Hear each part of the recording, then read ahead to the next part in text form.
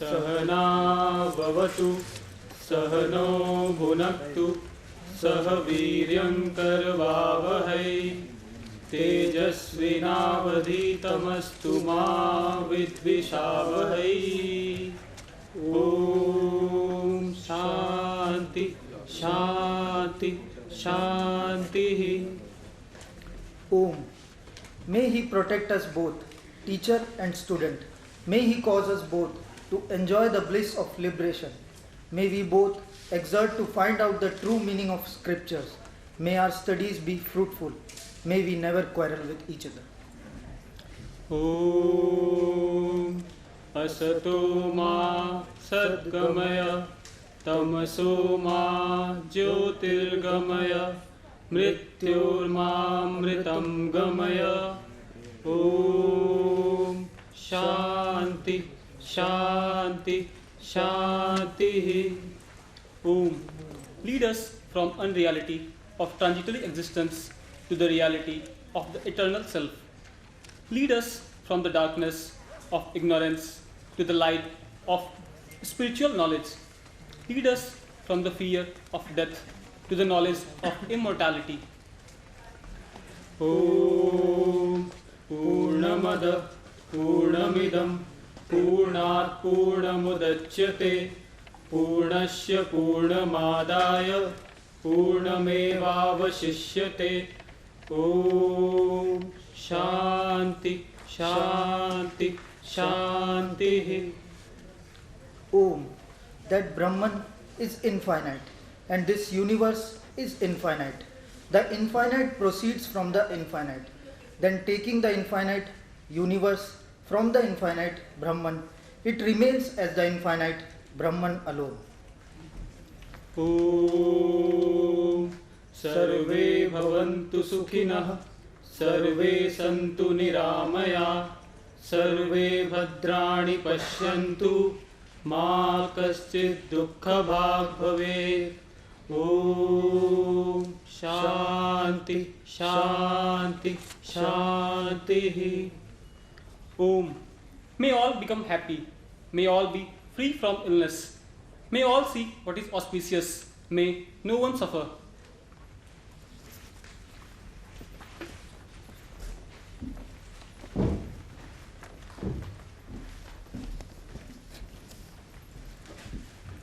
Namaskar.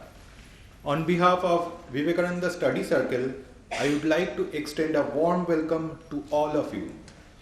VSC was started at IIT Delhi in 2014 under NRCVEE with the purpose of spreading of scientific and practical aspects of our yogic tradition among the students and all members of IIT Delhi.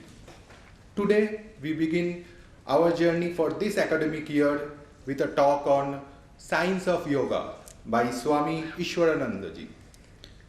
I would like to request Swami ji to kindly take his seat on the dais. I would like to request Dr. Uday Khankhoje ji to kindly present a token of our gratitude to Swami ji.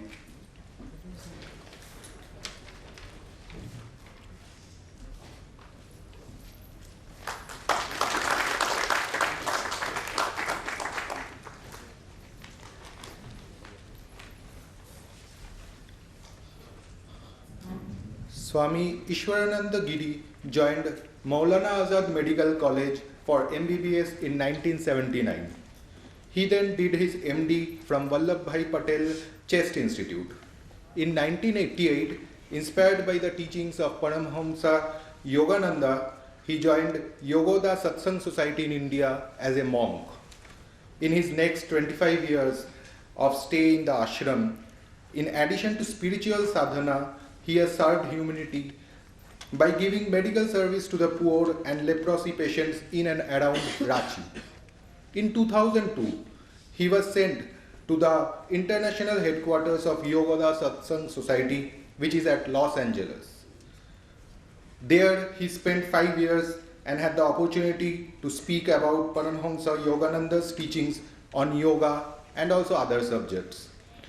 He went on in various cities of America such as Los Angeles, Phoenix, San Francisco, New York, and Atlanta. Presently, he is serving as the Ashram in charge of YSS at Noida and also a member of the YSS board. I would now like to request Swamiji to kindly enlighten us with his thoughts on science of yoga.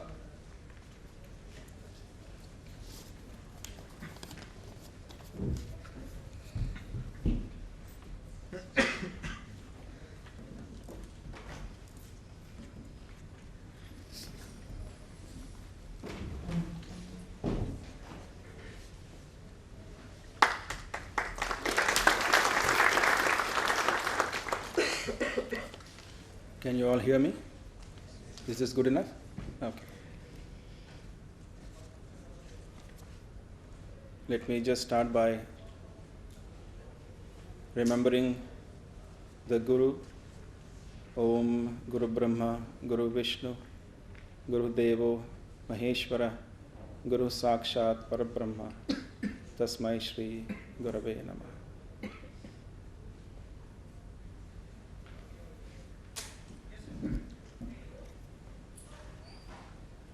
Respected members of the faculty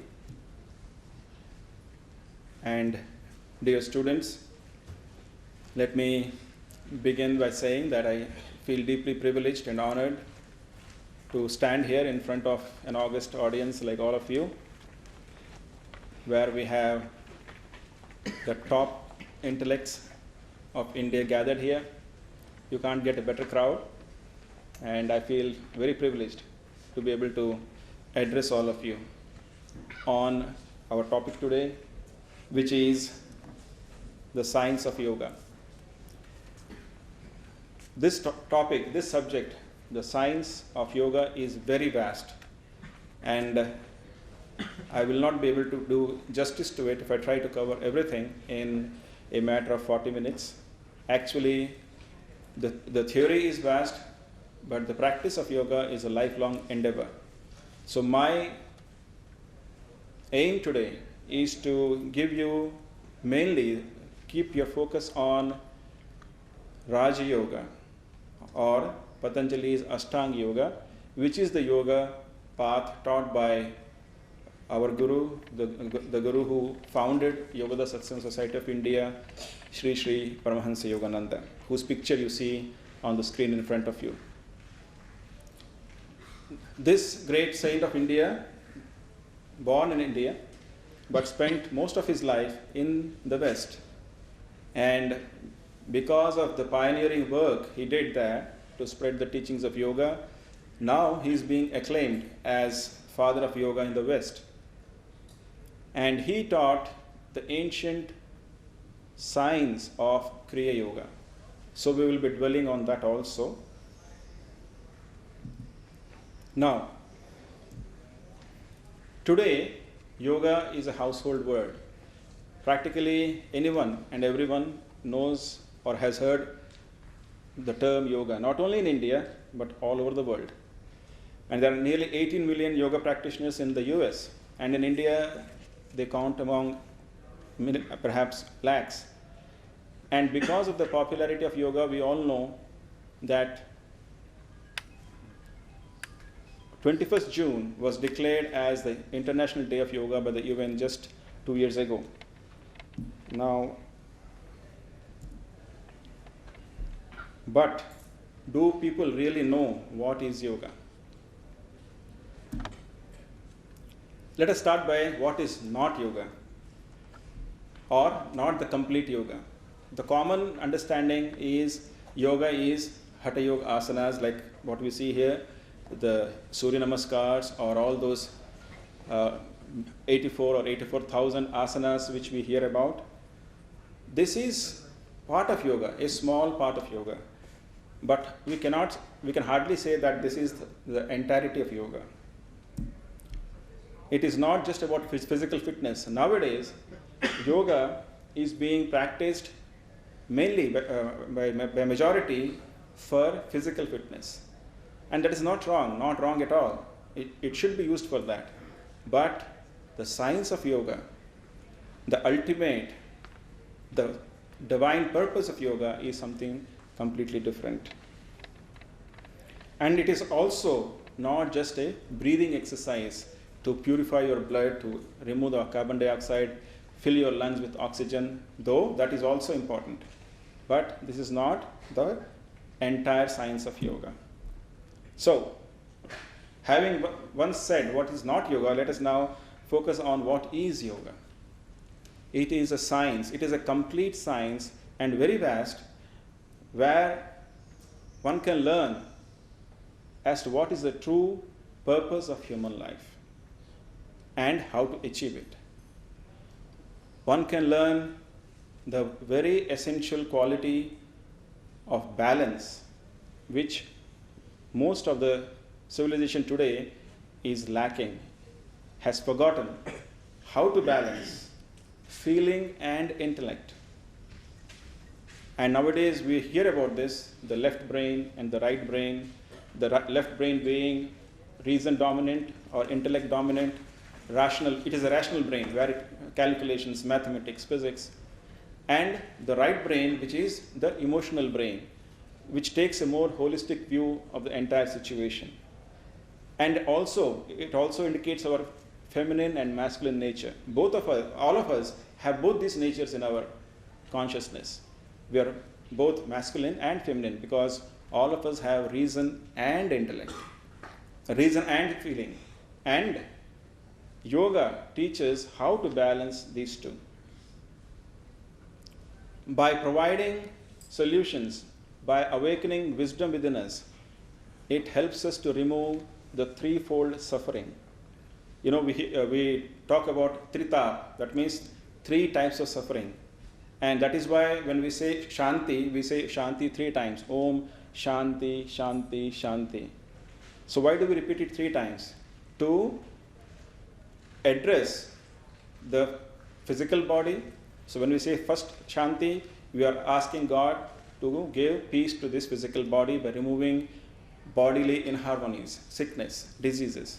The second Shanti is for the mind, to remove mental inharmonies. And the third Shanti is for the peace of the soul by removing soul ignorance. And this is achieved by practice of yoga, by understanding the science and applying the science of yoga. And it also increases our willpower and gives us the power to overcome our habits, which is so essential. You may have tremendous intelligence, tremendous intellect, but if you do not have control over your habits, we have seen in our own lives many brilliant minds, many brilliant careers being destroyed by one small bad habit. Yoga teaches how to get that control back in our life so that no habit, no circumstance can dictate to us, and we can be in command, in charge of our own lives. That is the great blessing of learning and practicing yoga. And yoga also teaches us about human evolution and how to hasten it. It also tells us how to be even-minded, which is again a very important quality. Now, if you look at the lives of saints, we can develop faith in this science of yoga. One of the chief qualities we find in the lives of saints is that they are even-minded. It is not that their lives have been easy or their lives have been smooth. There were many troubles, many trials in their lives, but in spite of that, they were able to remain even-minded, always joyous, always optimistic, always full of love and service for humanity. And how did they get this quality? How did they achieve that? That is through the practice and applying the principles of yoga. Even-mindedness.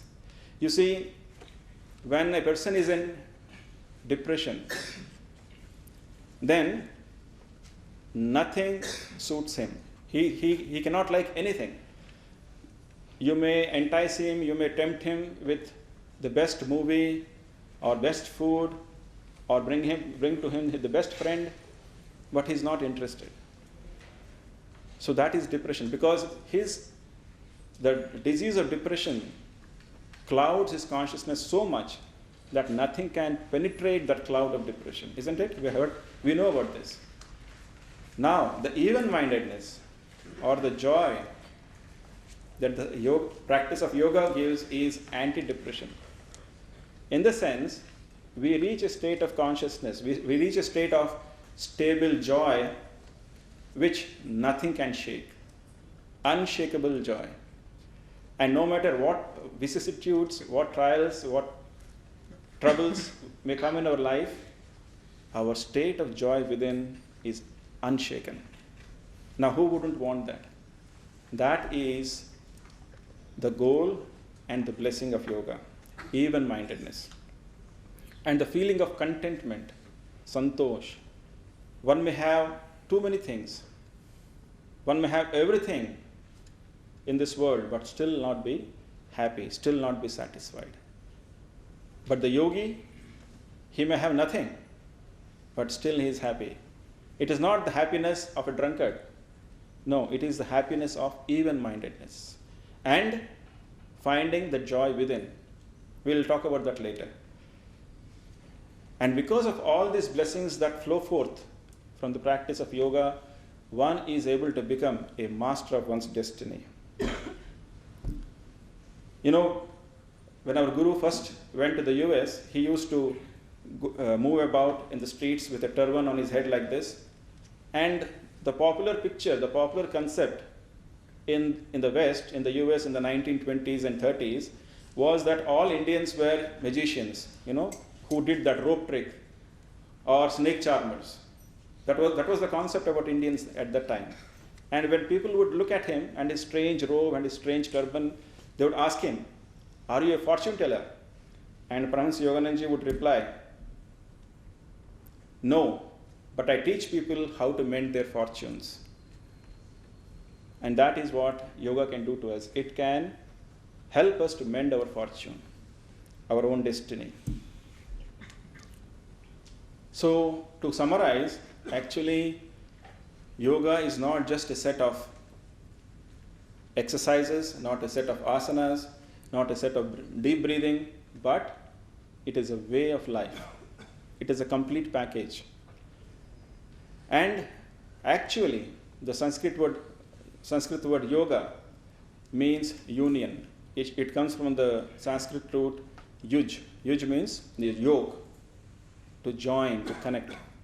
And it means connecting our life with God, our Atma with Paramatma, our consciousness with God's or the Spirit's omnipresent consciousness. So we were talking about the science of yoga helping us to understand the purpose of life. Now, if I ask around this audience, this hall, and ask you what is the purpose of life, each of you may have a different answer. Each of you may say, my purpose is to reach the top in my profession, or my purpose is to start a startup company, be an entrepreneur in India, or my purpose is to go to the US, whatever it may be. Different goals and different purposes. However, the science of yoga teaches that there is ultimately only one purpose all of us are pursuing, and that is avoidance of pain and experience of joy. So you can analyze anything you may be doing, whether it is studying now, or going to a movie, going to the club, enjoying the company of your friends, enjoying sports, winning a gold medal in the Olympics, you name anything. And even antisocial activities like robbing somebody, hurting somebody. If you analyze, the goal behind that is the person thinks that by pursuing that course, he will get either joy or he will avoid pain. That is the only goal. And nobody can deny that joy is the state we are all pursuing, we are all striving for. But the secret is, ordinary happiness is not joy. Why? Because ordinary happiness is subject to law of diminishing returns. You all know that. Law of diminishing returns, if I am starving or if I am craving for a mango, then the first mango I relish, it is divine, it is heavenly. Then if somebody gives you a second mango, you will like that also. You eat a third mango, you like it. A fourth mango, you think, man, this is getting too much. A fifth mango, you are fed up. And then if somebody offers you a sixth mango, you may get up and hit him. Isn't it? So what does it mean? That is the law of diminishing returns. That is, the same thing is not giving you the same amount of joy. And that is why all of us need new thrills, new excitements, and we also get bored. Because the happiness that we find in the world is subjected to this law, whatever it may be. And I had a brief experience of this when I was in class 10. You know, we have this national talent examination. Many of you maybe also enjoying that scholarship. And as all of you, I also applied for that at the time. And I got through the written. I had no hope. I was not a very bright student. I was above average, but not one of the toppers. I had no hope whatsoever that I will be selected for the national talent and I'll get the scholarship. But whatever the reason, I did get selected. And the day I saw my roll number in the newspaper, I was ecstatic. I was very happy. You know, just like maybe you must have felt when you got into the IIT. And I felt, you know, this joy is wonderful. This is what I wanted. That happiness continued for a day, 2 days, 3 days. And after that, it was gone. And I still recall thinking, what happened to that happiness? I'm back again to normal. And then after that, the anxiety started. Oh my goodness, I have to get at least 60% to maintain this scholarship. Of course, I was not frightened of that, but anxiety. So in this world, anything you acquire, there is some joy, but along with that, there is also some anxiety. And also, that joy disappears. And that is what is the law of diminishing returns.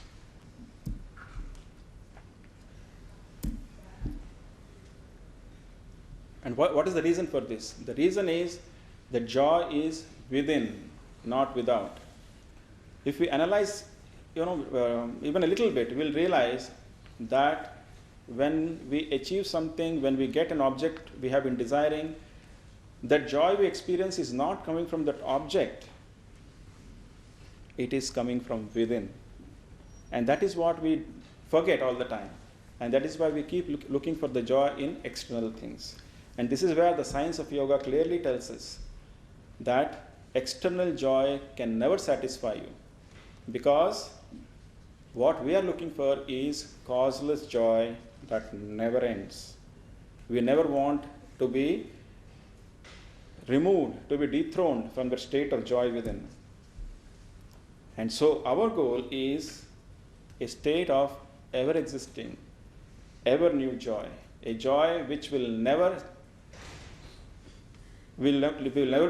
get bored by, and that is called Sat Chit Anand or Satchidanand.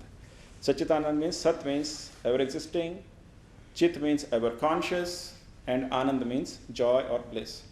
And that is God, by the definition of yoga, Satchidanand. So actually, the science of yoga is not talking abstruse philosophy. It is not talking about things which are difficult to understand. It is helping us to focus on the real purpose of life, the real reason why we do anything, why we strive in this life. So, that is why our Guru Paramahansa Yogananda said, anyone seeking joy is seeking God. And that is why he used to say, there are no atheists in this world. Everybody is a believer because everyone believes in joy. And God is that joy. And you know why it is that we seek this joy or happiness? Because apparently that is our true nature. God is omnipresent joy, Ananda. And in our Upanishad it says, from joy we came, for joy we live, and in that sacred joy we shall melt again. So that is our destination, because our true nature, our real nature is that ever-existing joy. We are always seeking it. Because we have lost it, we have forgotten our true identity. And Paramahansa Yoganandaji said, I, a bubble of joy, have become the sea of mirth itself.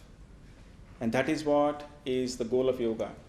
That this small bubble of joy which we feel through these senses, through these worldly things we acquire and crave for, strive for, actually we will never be satisfied with these small bubbles. We are wanting to merge in that ocean of joy. I, a bubble of joy, have become the sea of mirth itself. And that is why God's joy is everywhere, because it is there in every atom of this creation. It is right within us. It is omnipresent. Now, why don't we find the joy? We are looking for it in the wrong place. You must all be wondering, what is this old lady who is sewing or knitting? What is this lady doing here in this slide? Well, it is just a reminder for me to tell you a story. Actually, this story goes this way. There was this old lady who was sitting inside in her house, and she was sewing, and she dropped her very small needle, and she couldn't hunt for it. She couldn't find it. So this person, one person was going outside this lady's house on the road, and he found this old lady searching for the needle under the street light. And he asked this lady, mother, what happened? What are you searching for? And she said, son, I dropped my needle and I can't locate it. Can you help me? So this man also went down on his hands and knees and started searching under that street lamp, and he couldn't find the needle. And then he asked a natural question. He said, mother, where did you drop the needle? Where were you stitching when you exactly dropped the needle? And she said, I was stitching inside my house. Then he said, but then why are you searching under this light here? And the lady said, well, there is no light in the house, so I'm searching under the street light, where there is light. And that is exactly what we are doing. There is darkness within. We don't know that the joy which we are seeking is existing inside. And what is it that we see with our five senses? This external world. So where there is light, where we are able to perceive, we are trying to hunt that joy outside. So why don't we look for the joy inside? What prevents us? Essentially, first of all, nobody tells us, so ignorance. The entire world, including our parents, our companions, our friends, they're always telling us happiness is outside. You study well, get this degree, get a job, get married, get settled in life, and that is where happiness is. Yes, all that is okay, that is good. One doesn't deny that. But none of them tell us, son, this is not going to give you permanent joy. For that joy, you have to go within. That only the yogi tells you, the guru tells you, the saints tell you. So ignorance and wrong identification with the body. See, here we have to understand one basic concept in yoga. And that is a truth one has to realize by gradual practice. But right now, you can accept it as a postulate, as an axiom. We are not the body. We are the consciousness within the body. But how often are we even aware of this truth? Even after I say this, and even after we dwell on this, It is very difficult to believe. It's very difficult to believe that we can have any existence other than this body, isn't it? We are so closely identified with this body. We think that I am this body made of these muscles and bones. I have 2 feet, 2 hands, 2 eyes, my family, my country, my city. But we forget that essentially we are not this body, and we do not belong to this world. We are essentially consciousness. And how do we prove that? All of us forget this body completely, at least for 6 to 8 hours every day. When is that? When we sleep, isn't it? At that time we are not aware whether I am a man or a woman, whether I am an Indian or an American, whether I am rich or poor, whether I am healthy or diseased. We are completely far removed from these dualities. But if you have had a nice sleep, can anyone deny that state was joyous? Rather, that sleep is extremely essential for our health, because during that sleep something happens which we don't understand, which recharges us, which rejuvenates us. And that is the indication that essentially we are not this body. We are something else. We are the consciousness within. And the yogis, they hit upon this truth long ago, millenniums ago, thousands of years ago. And that is what they have been trying to tell all of us. You are not this body. So don't be frightened if this body becomes ill. Don't be devastated if this body dies, because that consciousness lives on. So this experience of the world, of the sansar, is just like our experience of a dream, only it is a more permanent, a more lasting dream. When we are in the state of dream, everything appears so real, isn't it? All of us have had nightmares and good dreams, and while we were in that dream, everything appears to be so real.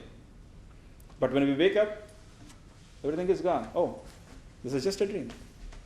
Now, can't we extrapolate this? Can't we use our imagination, stretch our imagination, that it is possible that maybe this world that we see is not as solid or is not as real as it seems. Perhaps there is another dimension of reality which, when reached, from that stage, this world, this particular life looks like a dream. Even if you don't accept it, at least we should accept that yes, the possibility exists. So, the reason why we don't look for the joy within is because we have accepted the dream as reality. And lastly, because we have no sense of comparison. Most of us do not know the wonderful joy we can experience in meditation. So, if the purpose of life is to find that joy within, how do we find it? As long, I'm now skipping a lot of science and coming back, coming to the main points. The reason why we don't experience the joy within is, as I said, because we are engaged with this world all the time. We are thinking that this body is real, and this world, which with which we associate 24 hours a day or at least 16 hours a day, that appears to us to be real.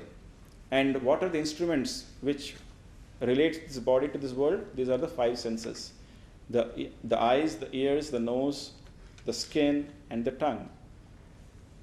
And as long as these senses are active, the light is out on the street, so we will be searching for the needle outside. There is darkness within, and we will never go within. So the first thing to do to find the joy is to shut down those senses. And again, the phenomenon of sleep tells us that it can be done.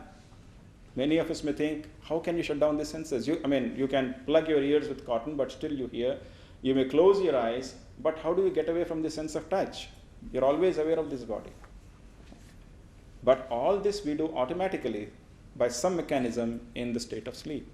In the state of sleep, all the senses are quiescent, if not completely dead, but at least they're quiescent. They are semi-active. So what is happening? So the yogis, they studied this phenomenon of sleep pretty deeply. And from that phenomenon, they developed several techniques by which we can achieve a state of conscious sleep, a conscious withdrawal of energy. Where that means through meditation, we enter a state of consciousness where you're fully awake, but at the same time you have risen above body consciousness. You are no longer aware of your body. That is the science of yoga. How to achieve that? How to remain fully conscious, but yet be completely disconnected with this body.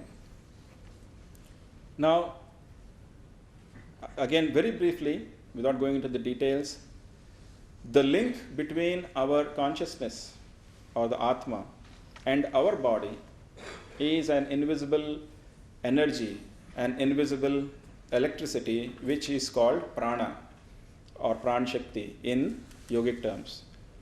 And that is what connects the soul, our consciousness, with the body. This body is like a vehicle, it is like a car, and the soul is like the driver. And what connects the driver to the car is a set of gears and steering wheel and all that. So similarly, the mechanism, the electricity which connects the consciousness with the body is the life energy. Through the yogic techniques, we are able to withdraw that electricity from the five senses, just as it happens in sleep, but consciously. And so that is called the reversal of energy, and it is called pratyahar. Now, very briefly, what is Raja Yoga, on which we are focusing today?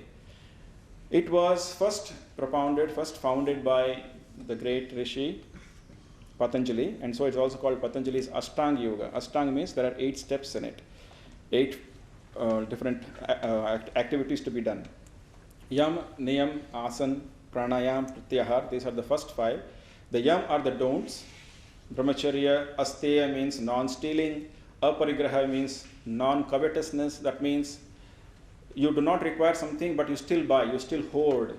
That is that is parigraha.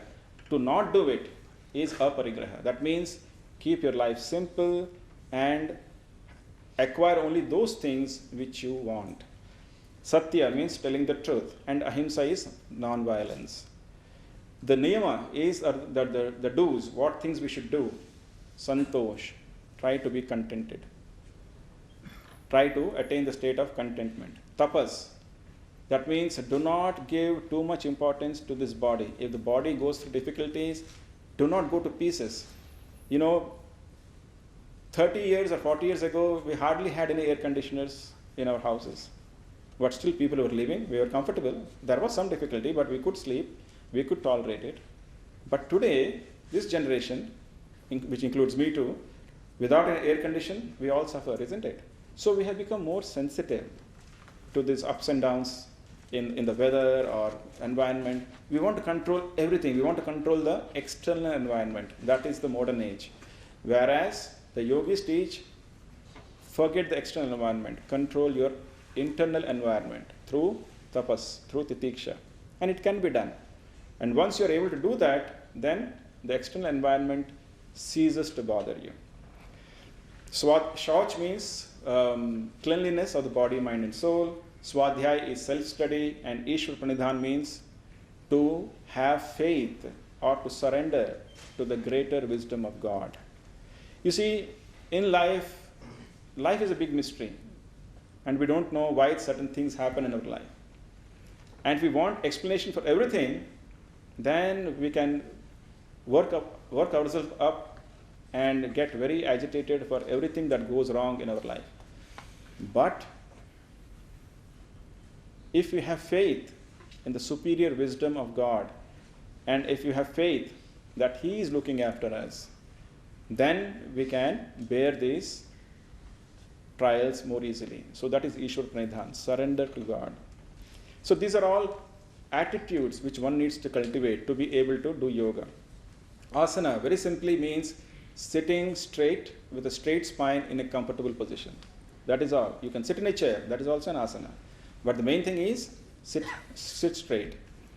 Then pranayam, this is where the actual practice is involved. Pranayam are specific techniques of breathing along with internal life energy control through which we consciously withdraw the prana shakti or prana or life energy from the bodily organs and five senses. And when we are able to do this pranayam successfully, we reach the state of pratyahar. Pratyahar means withdrawal, retreat. That means pulling back. In the Bhagavad Gita, Bhagavan Sri Krishna tells Arjuna, just like a tortoise withdraws all its limbs into the shell at the slightest provocation, so also a yogi withdraws all his senses within himself through meditation. So again, the concept of pratyahar is there in the yoga which Krishna taught to Arjuna. Then the last three steps are dharana, dhyan, samadhi. Dharana is through this pratyahar. You see, the main culprits, the main enemies to a focused mind, to a concentrated mind are these five senses. The five senses distract us. They scatter our mind. They scatter our thoughts. But when we are able to make those senses inactive, then the mind becomes quiet. The thoughts become very restful. And then our mind remains very focused. We can put that concentrated mind on any aspect of life. That state of focused mind is dharana, especially when it is focused on some aspect of God. Dhyan is when that focused mind is fully fixed and is not moving. It is fully fixed on one thought of God. And samadhi is when your consciousness becomes one with that thought of God. So these are the various steps. And as we practice the techniques of meditation, we gradually experience these stages. Now, coming very specifically to the technique of Kriya Yoga, which Paramahansa Yogananda ji taught. What is it and how does it work? Very briefly. It is a very advanced technique of pranayam. That means it is a technique of rhythmic, slow breathing along with mind control and life energy control. It involves revolving the life energy in the spine. I'll explain this later. And by doing this, it calms the breath and the mind. The mind and breath are very intimately related. You see, when you are anxious, when you are frightened, when you are angry, then your breath becomes very fast. When your mind is calm, when you are focused, when you are watching a very interesting TV program, then when your mind is focused, your breath is very calm. And it vice versa. If you are able to calm your breath by pranayamic techniques, your mind becomes quiet. So this is the biofeedback. If your mind is calm, your breath becomes calm. If you are able to calm your breath, your mind becomes calm. Because the breath and the life force behind it, they are intimately related to the mind. By revolving the energy in the spine, it magnetizes the spine. You see, life energy, as I said, is an electricity. And the spine, now here you have to, very briefly I have to tell you this, that within this physical body is not the only body we have, according to yogic science. Just behind this physical body is a subtle body or the astral body. And that is the body made of life energy. And it is an exact replica of the physical body. Just like we have a physical spine, we have an astral spine. And just like we have nerves which are forming this network all through the body, there are nerves in our astral body which are called nadis. So there are supposed to be 72,000 such nadis distributed all around the body, the astral body. But the main nadi, which is the astral spine, that is called Sushumna. Now, that Sushumna in the astral body is not a physical entity. It is an energy channel. And when we are able to revolve our consciousness, revolve our life energy in that energy channel of the astral body, in Sushumna, then it is almost just like passing electricity through a wire. And our physics teaches us that when energy is passed through a wire, there is a magnetism which develops around that wire. So also, when we revolve our consciousness and life energy through Sushumna, the astral spine becomes a magnet. And it has because of that magnetic property, it pulls all the energy from all these various nadis into itself. So there is a reversal of the flow. In the normal waking state, when we are interacting with this world, with these five senses, the flow of energy is outward. But when we practice pranayama like Kriya Yoga, the entire flow of energy is into the spine, upwards. And by directing the energy upwards, it awakens the higher centers of consciousness. Now, very briefly, this, you see there's a Sushumna. This straight central channel, that is the Sushumna. Now forget about the Ida and Pingala, we are not interested in that. So that is the astral spine. And in Kriya Yoga, we revolve our consciousness and energy in that. Now it is very interesting, especially if you have had any, if you have studied biology in your class 11 and 12, you must have come across the terms plexuses. You know, within the physical body, there are certain points in our body along the spine, along the physical spine, where all the nerves come together. There is a collection of nerves, a very complex junction, and those are called plexuses. And these collection of nerves, they